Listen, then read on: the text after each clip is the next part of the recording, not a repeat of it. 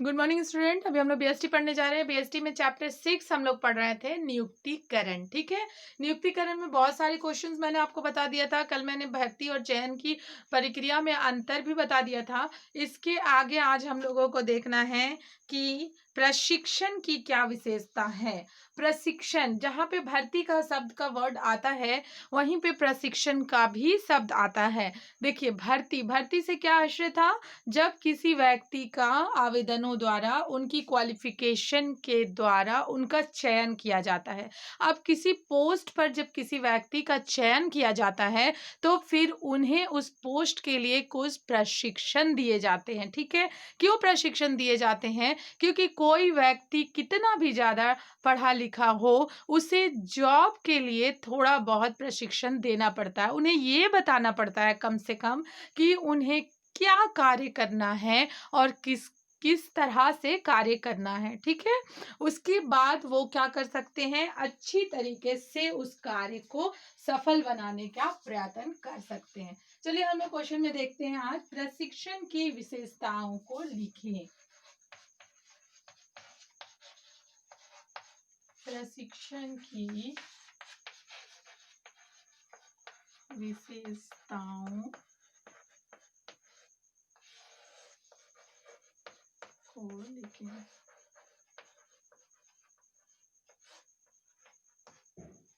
प्रशिक्षण की विशेषताओं को लिखें। अब आपको ये बताना है कि प्रशिक्षण की क्या क्या विशेषताएं होती है।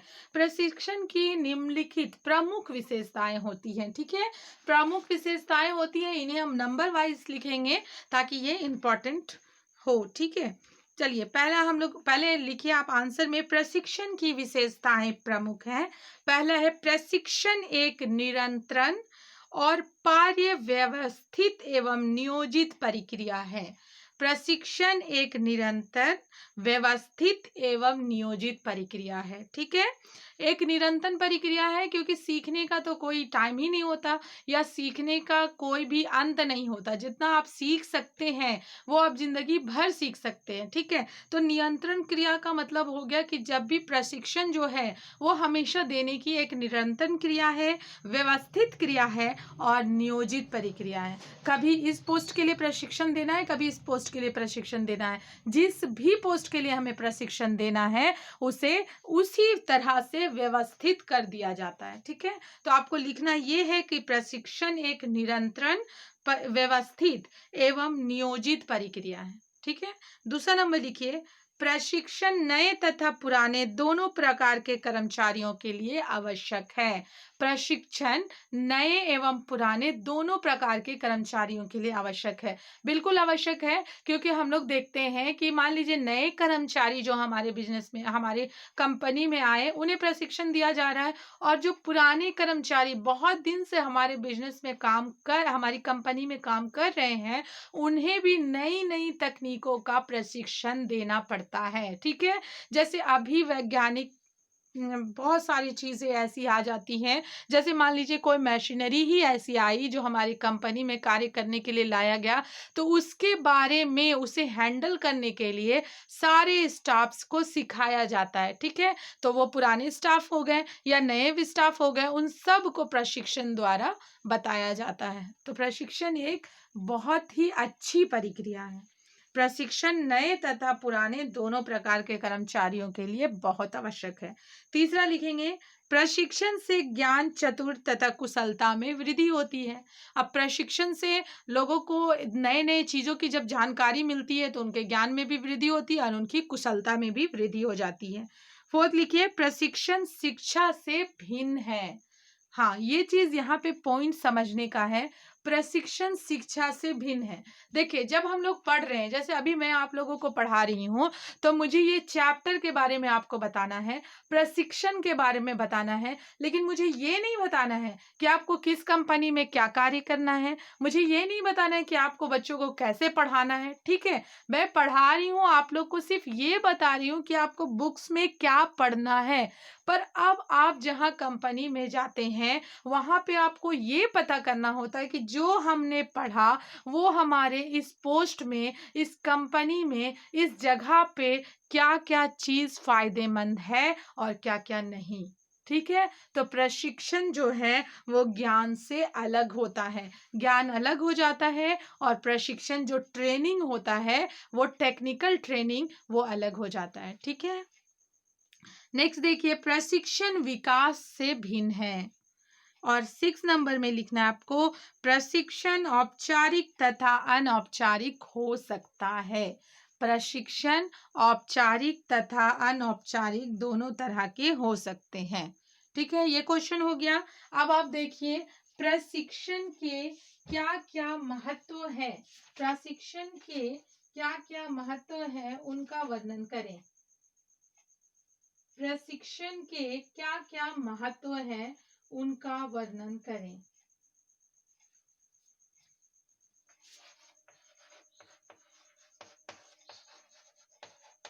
प्रशिक्षण के महत्वों का वर्णन करें। ठीक है, प्रशिक्षण का क्या क्या महत्व है उनके बारे में बताएं या उनका वर्णन करें। तो प्रशिक्षण के निम्नलिखित महत्व है, पहले आपको लिखना है प्रशिक्षण के निम्नलिखित महत्व है। 1 नंबर दे के लिखिए, उत्पादन तथा उत्पादकता दोनों में वृद्धि। ठीक है, पहला नंबर है प्रशिक्षण, उत्पादन तथा उत्पादकता में वृद्धि। प्रशिक्षण से ही कर्मचारियों की योग्यता, चतुर्थाई तथा कुशलता में वृद्धि होती है, जिसके परिणाम स्वरूप उत्पादन तथा उत्पादकता दोनों में वृद्धि होती है। ठीक है। दूसरा नंबर देखिए, मनोबल में वृद्धि। प्रशिक्षण से कर्मचारियों में उत्तरदायित्व की भावना जागृत होती है, कार्य के प्रति संतुष्टि होती है, आय में वृद्धि होती है तथा कार्य कुशलता में वृद्धि होती है तथा कार्य सुरक्षा में वृद्धि होती है, जिसके परिणाम स्वरूप उनके मनोबल में वृद्धि होती है। दूसरा नंबर है मनोबल में वृद्धि। प्रशिक्षण से कर्मचारियों में उत्तरदायित्व की भावना जागृत होती है, कार्य के प्रति संतुष्टि होती है, आय में वृद्धि होती है, कार्य कुशलता में वृद्धि होती है तथा कार्य सुरक्षा में वृद्धि होती है, जिसके फलस्वरूप उनके मनोबल में वृद्धि होती है। ठीक है। तीसरा नंबर लिखिए, कार्य की श्रेष्ठ किस्म। औपचारिक प्रशिक्षण में कर्मचारियों को कार्य करने की श्रेष्ठतम विधि सिखाई जाती है, जिसके परिणाम स्वरूप कार्य की किस्म में सुधार हो जाता है। ठीक है, प्रशिक्षण के द्वारा उसको क्या सिखाया जाता है, जो भी नई तकनीक आती है उनके बारे में सिखाया जाता है और उनको कार्य किस तरह से करना है ताकि वो कम समय में अधिक संतुष्ट कार्य कर सके, ये सिखा दिया जाता है। 4 नंबर में लिखना है, साधनों का सही उपयोग। प्रशिक्षित कर्मचारी संस्था के साधनों का श्रेष्ठ उपयोग करते हैं, जिससे साधनों की बर्बादी एवं अपव्यय नहीं होता। ठीक है। 5वां में लिखेंगे, इस दुर्घटना में कमी। प्रशिक्षण में कर्मचारियों को काम करने की सुरक्षित विधियों को सिखलाया जाता है, जिसके परिणाम स्वरूप दुर्घटनाओं की मात्रा में बहुत अधिक कमी आती है। ठीक है, समझ में आ गया। तो प्रशिक्षण की विशेषता भी इंपॉर्टेंट है और प्रशिक्षण के महत्व भी इंपॉर्टेंट है। उसके आगे हम लोग देखते हैं कर्मचारियों के विकास से आप क्या समझते हैं, बताइए। अब जब प्रशिक्षण दिया जा रहा है तो कर्मचारी जो सबसे मेन थिंग है ना, कर्मचारियों के विकास से आप क्या समझते हैं। कर्मचारियों के विकास से आप क्या समझते हैं। प्रशिक्षण दिया जाता है जिससे हमारी कंपनी को फायदा होता है और कंपनी को फायदा होने के साथ साथ कर्मचारियों का भी विकास होता है। चलिए इसके बारे में हम लोग थोड़ा सा देख लेते हैं, कर्मचारियों के विकास से आप क्या समझते हैं, आंसर दे के लिखिए। विकास एक ऐसी नियोजित एवं संगठित प्रक्रिया है जिसके माध्यम से कर्मचारी किसी संस्था का कार्य सुचारू रूप से चलाने के लिए पर्याप्त ज्ञान एवं कौशल अर्जित करते हैं। संक्षेप में कर्मचारी विकास कर्मचारी की पेशेवर विकास की प्रक्रिया है। इस प्रक्रिया में प्रशिक्षण एवं कार्य के ज्ञान अर्जित करना दोनों साथ साथ चलते हैं। ठीक है, फिर से मैं एक बार बोल रही हूँ, विकास एक ऐसी नियोजित एवं संगठित प्रक्रिया है। विकास एक ऐसी नियोजित एवं संगठित प्रक्रिया है जिसके माध्यम से कर्मचारी किसी संस्था का कार्य सुचारू रूप से चलाने के लिए पर्याप्त ज्ञान एवं कौशल अर्जित करते हैं। संक्षेप में कहा जाए तो कर्मचारी विकास कर्मचारी की पेशेवर विकास की प्रक्रिया है। इस प्रक्रिया में प्रशिक्षण एवं कार्य के ज्ञान अर्जित करने के साथ साथ चलते हैं। ठीक है, समझ में आ गया? तो चलिए आज ये 3 क्वेश्चन हम लोग बाय डिटेल पढ़ लिए। जितने भी क्वेश्चन मैं पढ़ा रही हूँ उन्हें याद करते जाइए और कॉपी में नोट डाउन करते जाइए। ठीक है, आप लोगों को ये एग्जाम के लिए बहुत फायदेमंद होगा। Thank you.